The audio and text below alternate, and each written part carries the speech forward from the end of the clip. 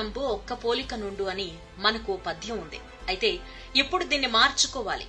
ఉప్పులోనే రకరకాలొచ్చి ప్రాణాలు తీస్తున్నాయి. ఈ ఉప్పు వల్ల పక్షవాతం నుంచి పిచ్చి వరకు వస్తున్న ప్రభుత్వం పట్టించుకోదు ఈ దేశంలో. ఇప్పుడు మీకో షాకింగ్ న్యూస్. మనం నిత్యం తినే ఫాస్ట్ ఫుడ్ లో టేస్టింగ్ సాల్ట్ అనేది వాడతారు. ఈ టేస్టింగ్ సాల్ట్ అనేది భారతదేశంలో చైనా నుంచి దిగుమతి అవుతోంది ఫర్టిలైజర్స్ పేరు మీదే. ఇది తినే ఆహార విషయ సూచికలో లేదు.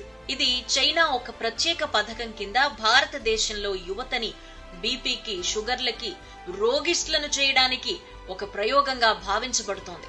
ఈ టేస్టింగ్ సాల్ట్ అనేది ఈ రోజుల్లో ప్రతి ఫంక్షన్ లో వంట వాళ్లు కూడా రాస్తూ ఉంటారు. కానీ చైనాలో దీన్ని వాడితే ఉరిశిక్ష విధించే విధానం కూడా ఉంది. భారతదేశంలో మాత్రం దీన్ని ఇంకా వెలుగులోకి తీసుకురాలేదు. ఈ టేస్టింగ్ సాల్ట్ వేసిన ఏ భోజనం ఒక 40 రోజులు తిన్నారంటే జీవితాంతం బీపీతో, షుగర్ తో బాధపడక తప్పదు. పక్షవాతం కూడా రావచ్చు. ఈ విషయాన్ని మాధ్యమాల్లో చర్చించి దీన్ని వ్యతిరేకించి ఒక మహా ఉద్యమంగా తీసుకొస్తే గాని ఈ భారతదేశంలో రోగిష్ఠులు తగ్గరని కొన్ని సామాజిక సంస్థలు ఢిల్లీలో చర్చించాయి, హెచ్చరించాయి, ఉద్యమించాయి. అయినా సరే చస్తే చావమని మన ప్రభుత్వం నిమ్మకు నీరెత్తినట్టుంది. ఈ విషపు ఉప్పు భారతదేశంలో తయారవడం లేదు. ఈ సాల్ట్ ను ద్రాక్ష తోటల్లో వినియోగం కోసమని చెప్పి తీసుకొచ్చి మనుషులకు తినిపిస్తున్నారు.